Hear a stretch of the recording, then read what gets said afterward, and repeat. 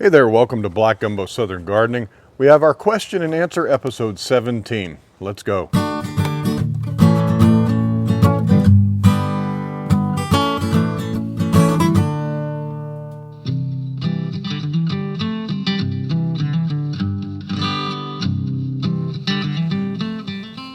As you can see, I've been growing some squash. This is yellow squash, straight neck, crook neck, and you can see it's growing pretty big. It's putting on tons and tons of fruit. And that reminds me, I got a question from Danielle and Luke. Danielle asks this on behalf of Luke, who, by the way, happy birthday, Luke. They ask, our squash plants have been struggling a bit more than the tomatoes and peppers recently, as they've gone from a green color to a yellow color. And so I asked her, I said, what has Luke put in the garden? What's the soil conditions? And she responded, there's grass at the bottom, dead plants, wood, and oak leaves next, a layer of topsoil, a layer of manure and compost mix, topsoil with compost, and then garden soil on top. So he's used fish emulsion twice since planting on April 4th. Do you think there's enough nitrogen? Could it be something else? Okay, so what we have here is a kind of a classic leaves yellowing condition, and that could be a number of things. Let me talk about the two options. If you take a look at these pictures that Danielle sent over, you'll notice that there's just a little bit of yellowing, and it doesn't really look that severe. I've got some squash here, and some of the leaves down underneath are very yellow, and that's just natural. As the older leaves get shaded out by the newer leaves, they turn yellow, they die, and they drop off. But if you're having trouble with yellowing leaves, in a garden bed the way that you said you made it, that's basically a lasagna garden that you've built. It could be one of two things. It could be a lot of things, but probably one of two things. And the thing that makes it difficult is it's hard to tell them apart because they're opposites of one another. I'll try to offer you a test to see which problem you might have, if indeed you have any problems at all. The first one is you might have nitrogen being bound up by the bacteria in the soil because you've got all that unbroken down organic material down there in that garden bed. So what happens is if you've got wood chips and wood and leaves, especially those oak leaves which take years to break down, that might be more like an unfinished compost, or a lot of wood down in the soil is going to sequester nitrogen and resources that your plants need as the bacteria go to work to break down all that material.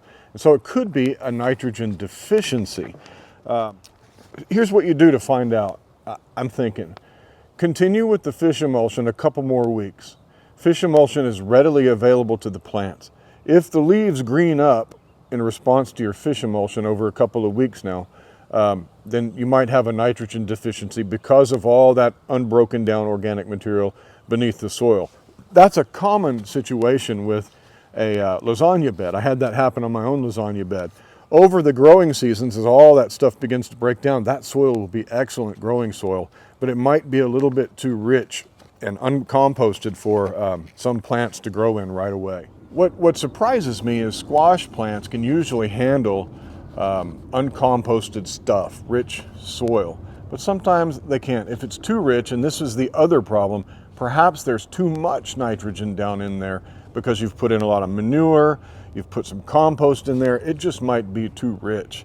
If it's too rich, then what's going to happen is as you apply fish emulsion for maybe a couple more weeks, if that fish emulsion doesn't help, if it makes it worse, then the problem is you've probably got too much nitrogen in the soil, too fresh of a compost, too fresh of a manure, and it's burning your plants. But from the pictures, it doesn't really look that way, but that could be it. It might just be a borderline case.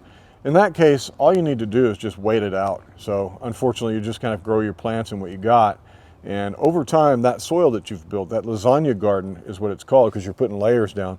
Over time, that will break down over this growing season and maybe the next growing season, and next year and the following years, you're going to have some really healthy soil. So that's all I can tell from the pictures. It's really hard to diagnose garden problems without being able to dig down in the soil and look at your actual plants and see what's going on. But that's all I can tell. So Danielle, Luke, happy birthday to you, Luke. I hope I've answered your question a little bit.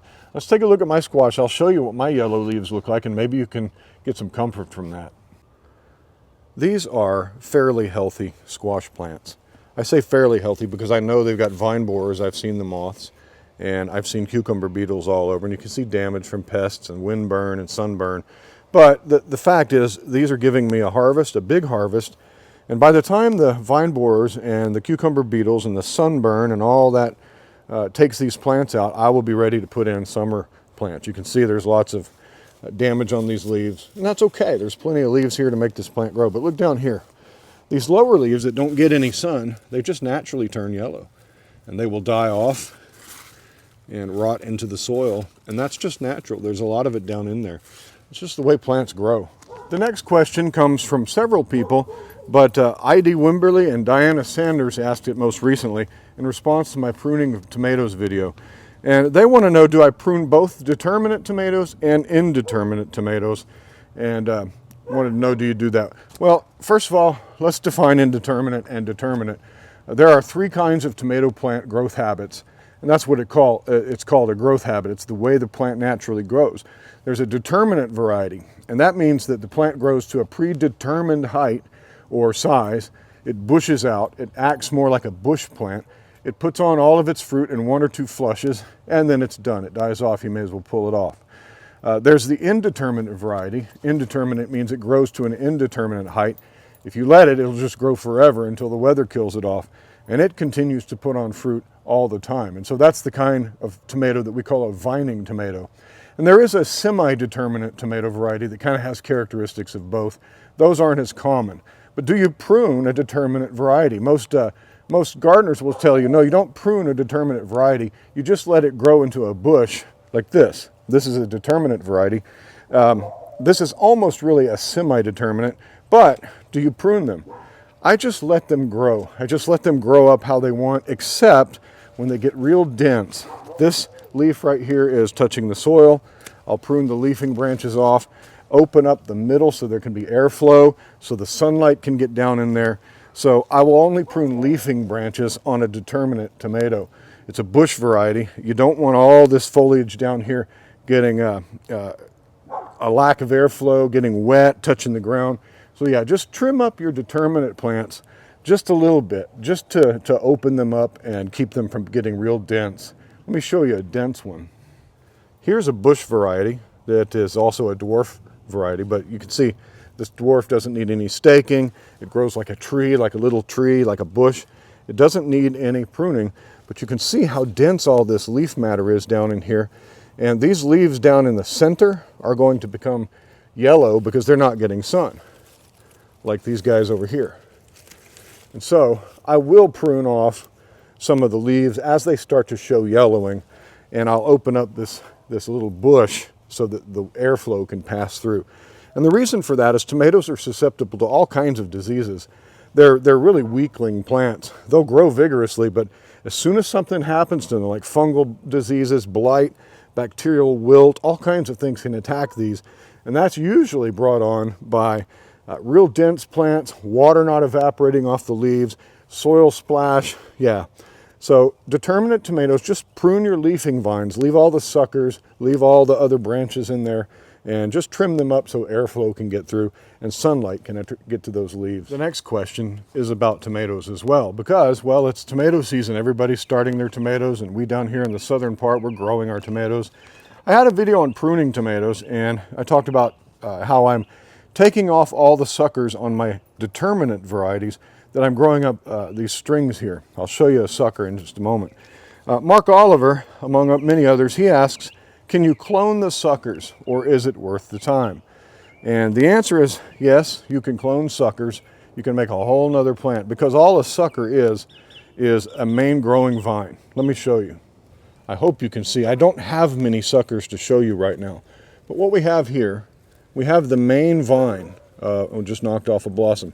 We have the main vine of our tomato plant. This is an indeterminate plant, and I want this main single vine to grow up this string. You don't have to do it this way. You can let your suckers grow and let your plant become an unruly mess. You can keep 3 or 4 main vines and train them in a cage, but I'm training one main vine up my trellis line here. These are leafing branches that come off the main vine, and right here is the fruiting branch. Right here, though, this little guy in the cleft here of branch that has leaves on it and the main vine, this is a sucker. So that will become a whole new main branch if I let it. But if I prune it out, what I have here is the potential to be an entire new tomato plant. Let me show you what happens if you put this in some very moist soil and you baby it along. You can grow a whole nother plant.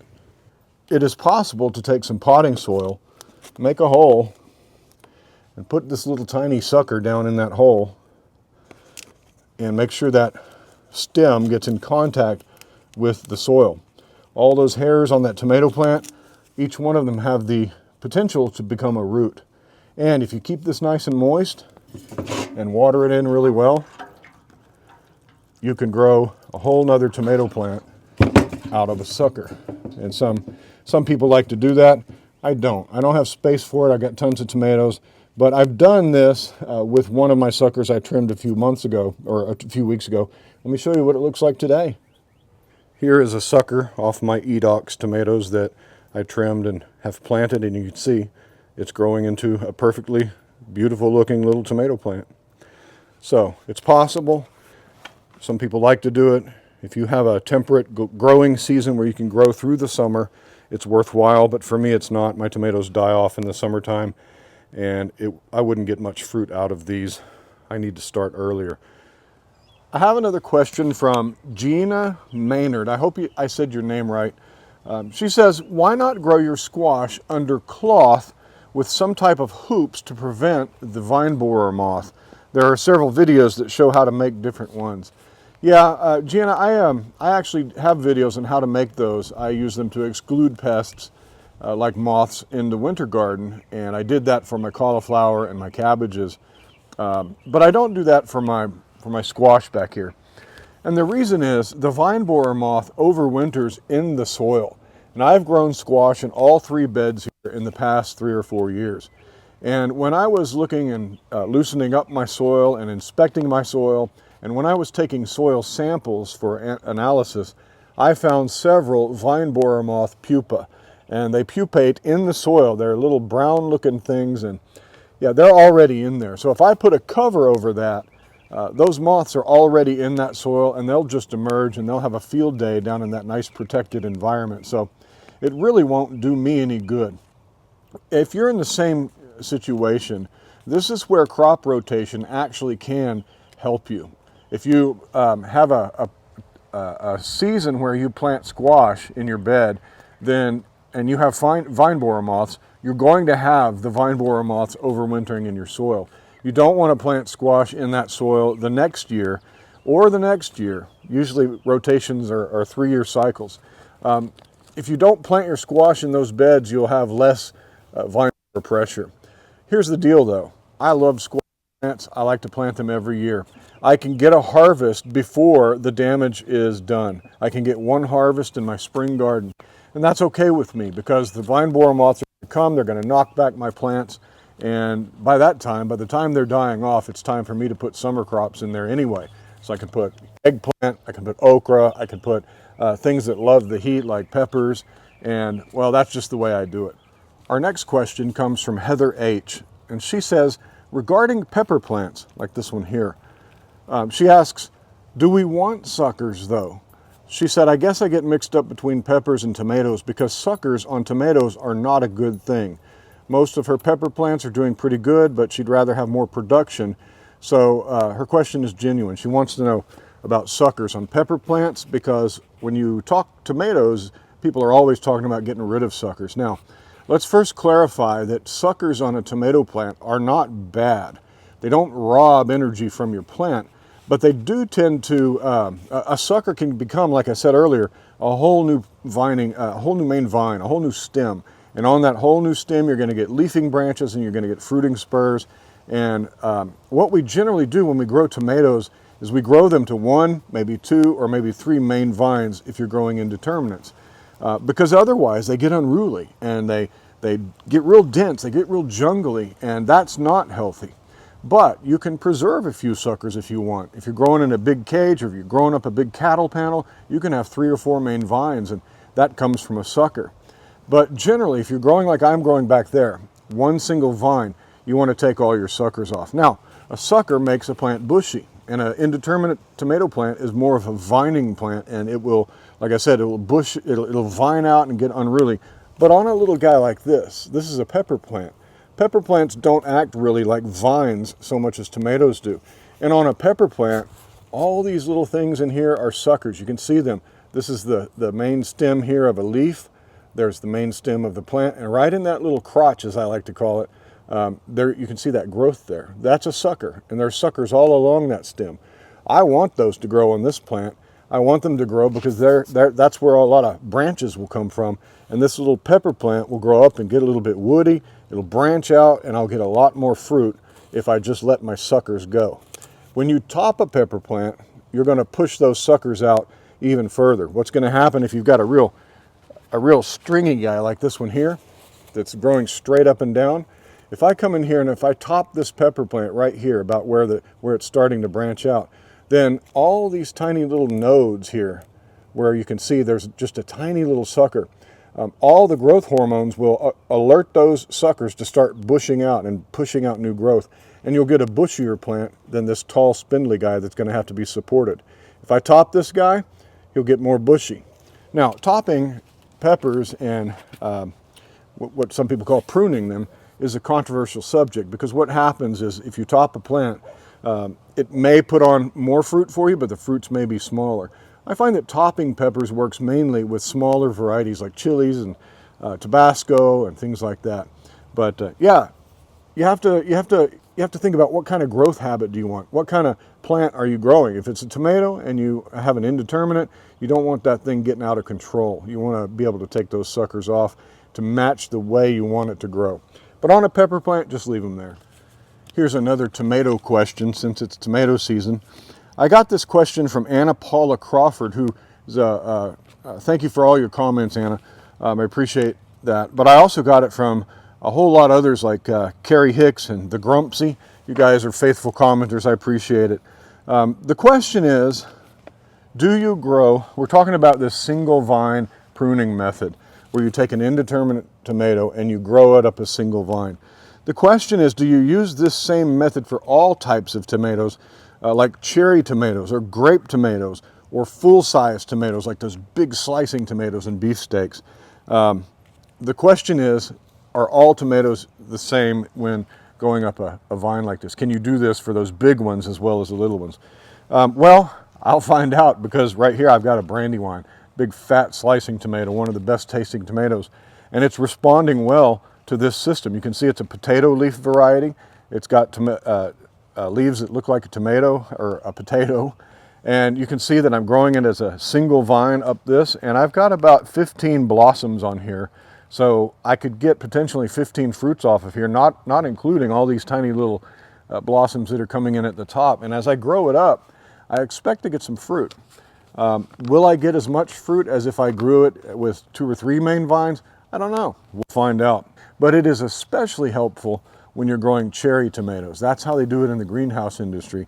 Cherry tomatoes and those smaller tomatoes are especially responsive to single vine pruning, because they grow tomatoes on trusses. Let me show you the beautiful tomatoes I'm getting. Check this out. Loads and loads of cherry tomatoes all up and down my vine. And all of these trusses are coming in about, every 8 inches up this main vine. And so we're going to have loads and loads of tomatoes. Cherry tomatoes respond well to this kind of pruning up a single vine. But Carrie had a further question. Carrie is square foot gardening, and she's got a little 4x4 bed, and she wants to know how would you lean and lower in a square bed like that, growing in the square foot garden method. You can see these strings here. When the plants get up to the top of the string, I unhook the string at the top and unroll some more twine, and I lean my plants down and move them over. How would you do that in a 4x4 bed? Yeah, I don't know. Square foot gardening is its own thing. If you're going to try this method in a square foot garden, I don't know that you'd be able to grow much else in the garden, maybe some herbs down at the bottom. Square foot gardening was put forth by Mel Bartholomew, and he was an engineer. And because he was an engineer, he developed a system like an engineer would. Everything had a formula. Everything has a perfect formula, and you got to really kind of stick to that formula if you want to grow densely in the square foot garden method. This method isn't square foot gardening. It is, yeah, it's not quite square foot gardening, and I don't know if it would work, but if you want to try it, I would just lean them to each corner to corner. I wouldn't zigzag anything, just move it over to the next corner and, or you know, move it around. I would go in a circle or in a square.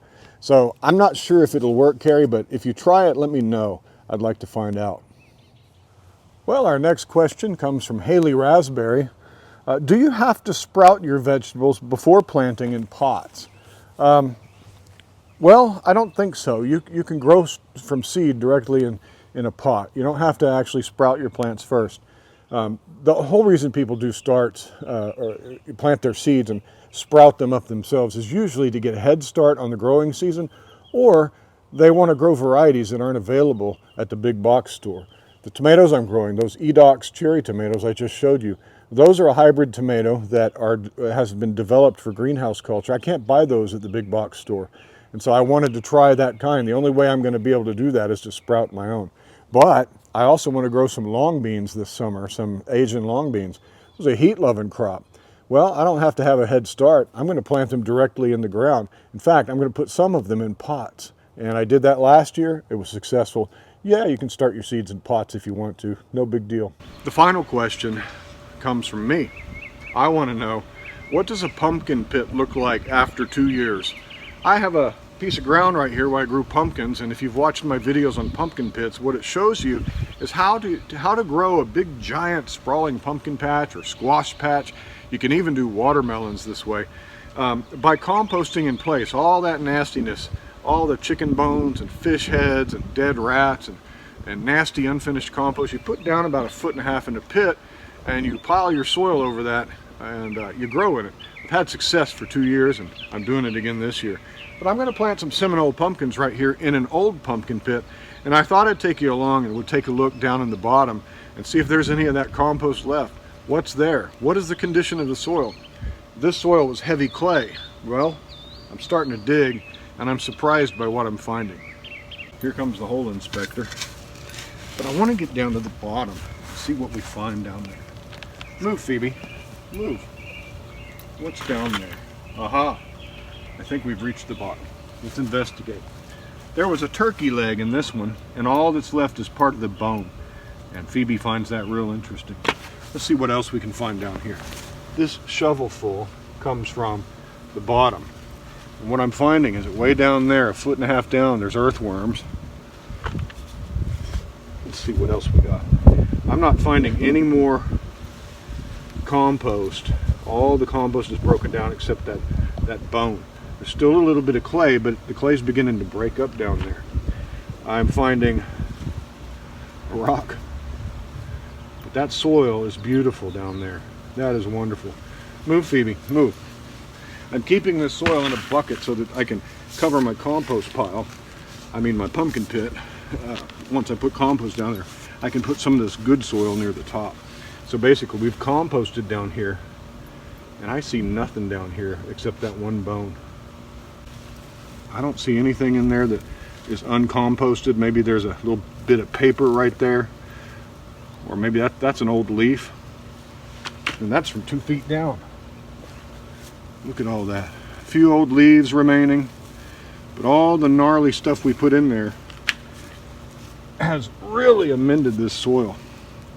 So you see, you can compost. There's a bone, there's a chicken bone. You can compost all your meats and nastiness, rotten food, anything out of the refrigerator. Put it way down there. It won't stink. The dog won't dig it up. It's deep enough it doesn't smell.